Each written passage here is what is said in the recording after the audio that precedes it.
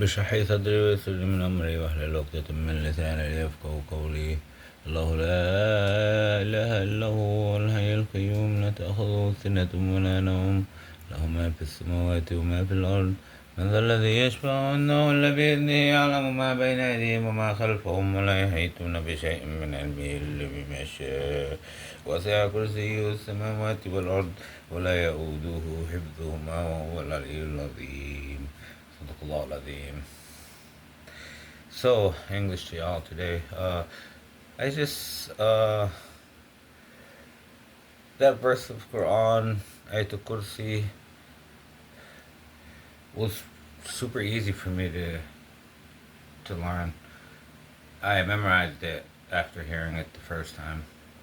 So, and I made almost no effort to memorize it. I just, almost like I already knew it. So, and then it was my favorite verse right away. And then I memorized it right away. And I was confused by that. Uh, and then I've made videos about how I used to memorize Quran from my grandfather when I was a toddler. So, um, that's probably how that happened. Um, and then you'd have to watch the other videos about how I might have known that verse since before I was human.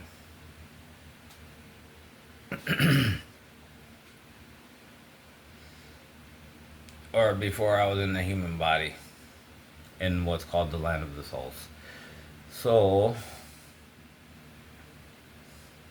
I was going to talk about whatever I posted most recently, and I talked about part of something about how racism is bad, and how it's bad because racism gives birth to more racism.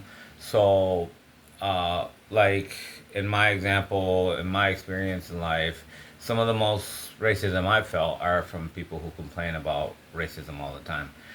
That's the common pattern that I notice. So, like if I see a black person who complains about being discriminated against in work or in a court case or whatever, he's always complaining about racial stuff.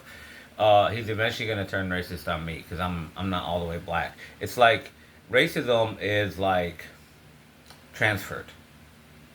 It's transferred from human to human. So, and then the other thing I said in the post is how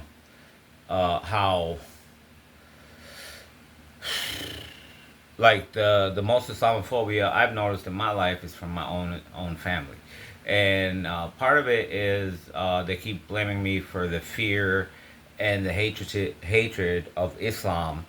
They keep blaming me for it because I said I have a beard like a Muslim. I'm a Muslim practicing Muslim person. I go to the mosque a lot, and I also look like Osama bin Laden because my grandfather is from Saudi Arabia. So I'm like partly Saudi Arabian descent. So I look like the people from Saudi Arabia, which kind of looks like Osama bin Laden, and then I have the beard. So you look like those bad guys. So the Islamophobia is coming from my own family, and I was saying how that possibly motivated the attempted murder on me at the end of 2023, which I talked about in other videos. Because already they have this Islamophobia is like you're the reason why people fear us and hate Muslims and all this and all that, and they themselves are not really much practicing of Islam, and not showing Islam. And what I've noticed is that every time they try to appear religious to me, it's just to try to control me. So they just talk religion, appear religious, just to try to get me to change or do something that they want me to do. But they don't really, they're not really religious people. So, like, that's the weird thing is you keep blaming me for creating bad opinions about Islam just because I go to the mosque and I practice my faith. I pray at home and I fast and all this stuff. What? And I have a beard? And that also, all of that affects in a negative way. So, for example, if I'm having like so if I'm having a lot of discrimination from half the black people I know because the discrimination was already rebirthed into them from their ancestors, their parents, whatever. Like mom hates white people, grandpa and grandma hate white people. So then they all of a sudden they have this thing. You're not black. I, da-da-da-da-da-da. So then it just keeps growing. Racism keeps growing. So another part of the racism, how it grows, is like a lot of the migrants from Asia went to work in the Middle East, make a bunch of money, enough money to come to the United States to eventually migrate to the United States. There was actually a law where you could buy an immigration into the United States. If you invested more than $500,000 into a business in the United States, you automatically get accepted to come and live here and get citizenship and all that.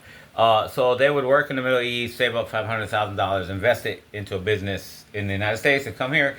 But then what would happen is they would be angry at Middle Eastern people like myself, who look like Saudi Arabia, Qatar, all these different people, like because there was a lot of discriminatory laws in those countries. You can talk to uh, people in college and university of why those discriminatory laws existed. Uh, the Middle Eastern countries are afraid to lose their countries to all these people that come and work because there's more people working from all these countries than the actual citizens. So then they make laws to protect citizens more, and then they're basically just racist laws. So, and then those immigrant people save up the money, come to the United States, then their discrimination is on me. So then, like a lot of the immigrants who are like Muslim people, a lot of times, because a lot of Middle Eastern countries that would hire the people from Asia would only accept the Muslims most of the time, not all the time, but they were priority anyway. So then they would come here, and then they would have a problem with me because of the laws over there, and that's a real thing. So it just goes to show how racism and discrimination is birthed. It's what you can call a parental mental disorder. So it can, like, I created this concept. I don't even know if it exists in psychoanalysis and psychology or not, but I created something called a parental mental disorder.